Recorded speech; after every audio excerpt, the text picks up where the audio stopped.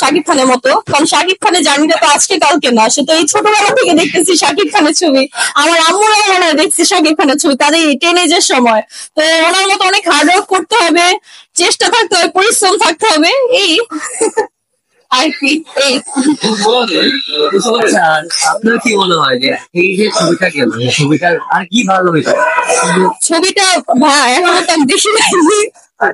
আপনি কি প্রত্যাশা করে হচ্ছে হলে যান? আমি প্রত্যাশা করছি, যেহেতু রায়হান রাফির movie, Raihan Rafi is always best, এটা তো আর বলার কিছু নাই। অনন্য মামুন, অনন্য রমণী। আর যেহেতু বলিউডের নায়িকা, সেও তো একটা ফেমাস নায়িকা, অসম্ভব সুন্দর হবে। শাকিব খান ও কিং খান, আর বলার কিছু নাই এখানে। ওটা অনেক সুন্দর।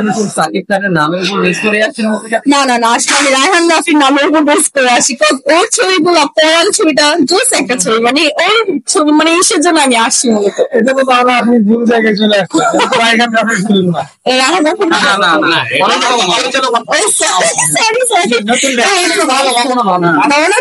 না, আমি মানে দেখছি যে না, মানে অনেক ভালো, এটা রিভিউ অনেক ভালো আসতেছে। আর বলিউড নায়িকার অ্যাক্টিংটা জোস, অনেক সুন্দর, এই জন্য আসি আর কি মূলত। তাহলে মুভি দেখছেন কি?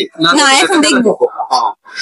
আপনি যে অন্য জায়গা থেকে রিভিউ দেখে আসছেন, তো আপনার পরিচিত কেউ মুভি হ্যাঁ দেখছে, তারা 15 দিন আয়সা দেখে গেছে, তাদের খুব ভালো লাগছে। বিশেষ করে নাকি লাস্ট সিনটা তাদের জাস্ট কান্না এসে উঠছে।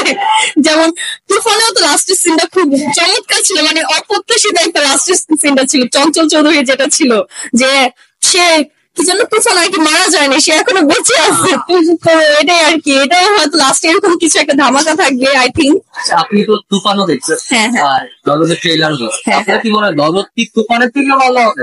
অবশ্যই, যেহেতু শাকিব খানের ছবি, সে তো বেস্ট করতে চাবে সবসময়, আগে যা ছিল তার থেকে একটু বেস্ট করতে চাবে, তো আমার মনে হয় এটা ভালো হবে ইনশাল্লাহ। শাকিব খানকে কি বলার আছে? শাকিব খানের কিছু বলা নাই, যেভাবে চলতেছে ভাই এভাবেই চালায় যান, ইনশাল্লাহ একসময় আপনি টপ হয়ে যাবেন। হ্যাঁ, টপে আছে অলরেডি, এখন ভাই টপে আছে, সে আকাশ উঠে যাবে। বাংলাদেশের টপে আছে না? হ্যাঁ, বাংলাদেশের, ইন্ডিয়াতে তো উনি অনেক নাম করছে। আমি ছবি আপনারা দেখতে চান?